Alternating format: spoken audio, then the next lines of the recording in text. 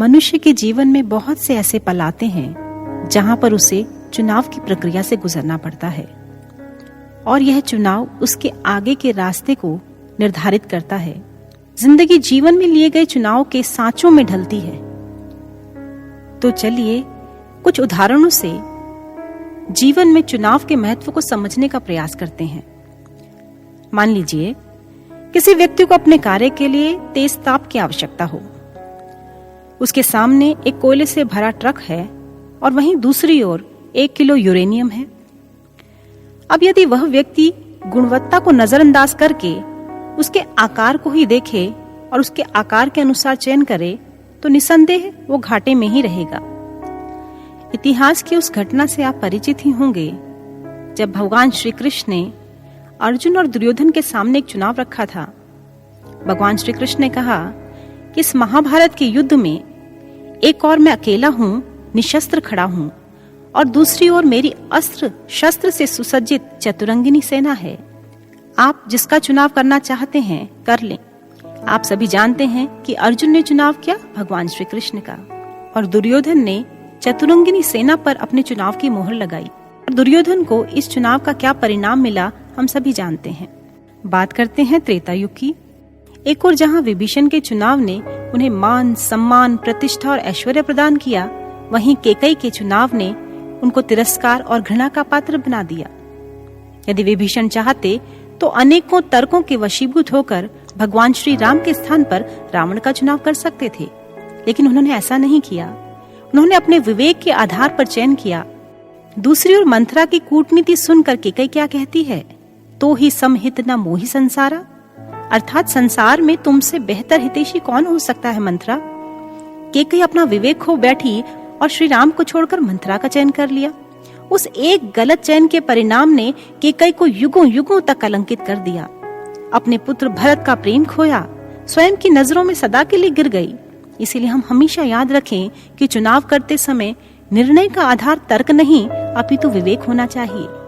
अध्यात्म के मार्ग पर बहुत से पल ऐसे आते हैं जहां पर शिष्य को भी अपने विवेक के आधार पर चुनाव करना पड़ता है।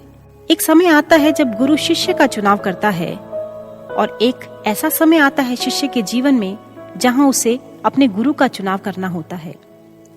बात उस समय की है जब महर्षि चाणक्य ने भारत को सिकंदर के शासन से आजाद किया और चंद्रगुप्त मौर्य को राज्य पद पर आसीन कर दिया।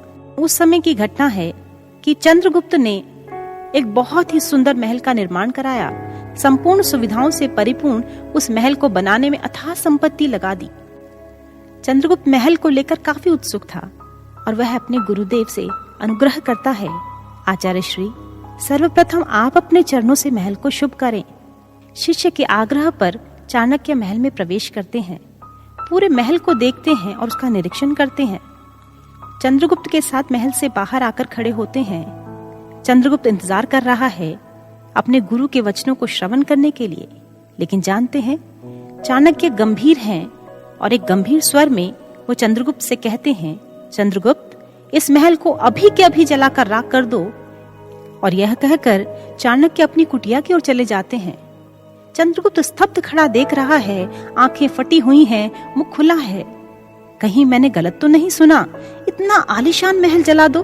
गुरुदेव यह आदेश देकर कैसे चले गए? गुरु की अटपटी लगने वाली कठोर सी आज्ञा। मन, बुद्धि, आत्मा के बीच संघर्ष हो रहा है। चुनाव बहुत मुश्किल है, पर अंततः चंद्रगुप्त को निर्णय लेना पड़ा।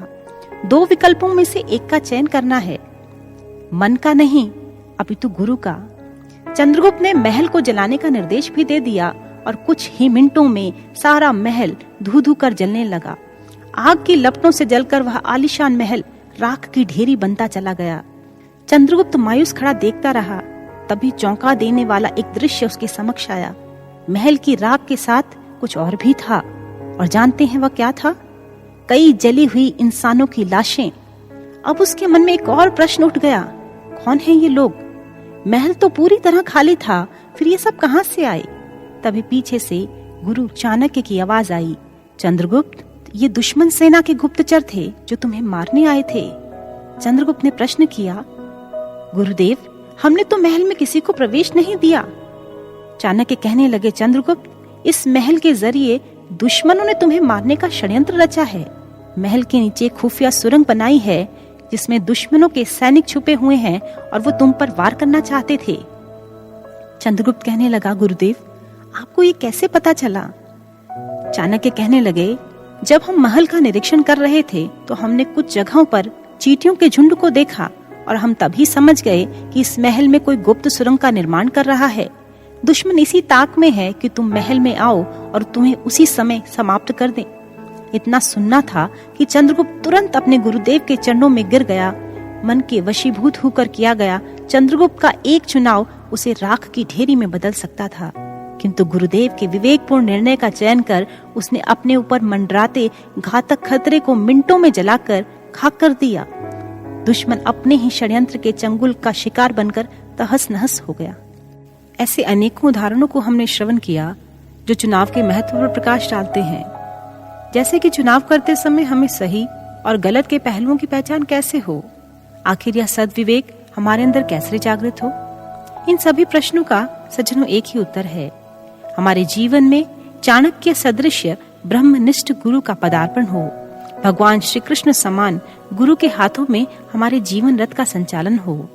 और जब मनुष्य किसी पूर्ण गुरु के सानिध्य में पहुंचता है, इस महान ज्ञान को प्राप्त करता है, तो उसके जीवन में विवेक जागृत होता है और उस समय वह अपनी आत्मा की आवाज को सुन पाता है, समझ पाता है कि क्या सही है और क्या गलत है। चंद्रगुप्त ने सही चुनाव करके अपने जीवन को सार्थक कर लिया। सज्जनों, गुरु की हर आज्ञा में शिष्य का कल्याण निहित होता है। गुरु प्रिय साधकों, हम भी इस अध्यात्म मार्ग के पथिक हैं और हमने सर्वश्री आशुतोष महाराज जी की कृपा से उस ब्रह्म ज्ञान को भी प्राप्त किया है। जीवन की एक बाजी तो हम जीत गए हैं, वह बाजी जिसमें गुरु शिष्य का चयन करता है। यह श्री आशुतोष महाराज जी की असीम अनुकंपा है कि उन्होंने हमें दुनिया की भीड़ से निकाला है और हमारा चयन किया है, हमें इस ब्रह्म ज्ञान से नवाजा है। लेकिन अभी भी कुछ शेष है। जानते हैं क्या? कि हम हर परिस्थिति में गुरु का पूर्ण रूप से चयन करते हुए अपने शिष्यत्व को प्रमाणित करें और उनके हाथों का यंत्र बन आजीवन यही गीत गुनगुनाएं। बना खिलौना तेरा भगवन, बना खिलौना तेरा, जो चाहे तू खेल खेल ले, क्या बिगड़ेगा मेरा। प्रीति मेरे संग करना, चाहे ठोकर से ठुकराना, तुम्हें शपथ है मेरे भगवन, मुझको भूल न जाना। भूल गए तो तुम ही कहो, कौन बनेगा मेरा। बना खिलौना तेरा भगवन, बना खिलौना तेरा। बोलिए सर्वश्री आशुतोष महाराज जी की जय, सच्चे दरबार की जय।